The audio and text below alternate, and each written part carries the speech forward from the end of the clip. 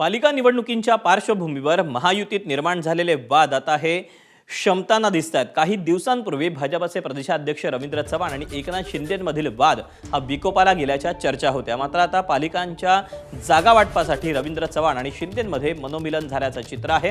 काल शिंदे आणि चव्हाणांमध्ये तब्बल 5 तास मॅरेथॉन चर्चा झाली। एकनाथ शिंदेंच्या ठाण्यातील निवासस्थानी पहाटे 4 वाजेपर्यंत ही चर्चा सुरू होती। दुसरीकडे शिंदेंच्या ठाण्यात जनता दरबार घेऊन शिवसेनेला डिवचणारे गणेश नाईकही आता नरमल्याचं चित्र आहे। गणेश नाईक आणि शिंदेंमध्ये आज मुंबईत बंद दाराआड चर्चा झाली। नवी मुंबईसह ठाणे जिल्ह्यातील महापालिका निवडणुकांसंदर्भात ही चर्चा झाल्याची माहिती आहे।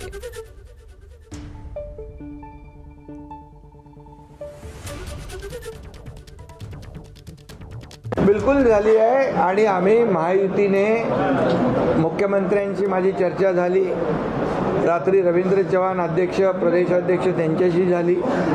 आजही मुख्यमंत्री महोदयांची माझी चर्चा झालेली आहे। आमचा अजेंडा डेव्हलपमेंट आहे, त्यामुळे आम्ही विकासाच्या मुद्द्यावर एकत्र लढतोय।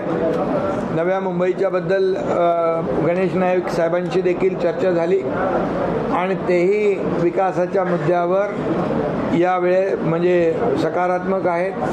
त्यामुळे आमचा अजेंडा आहे, आमचा अजेंडा ओनली डेव्हलपमेंट।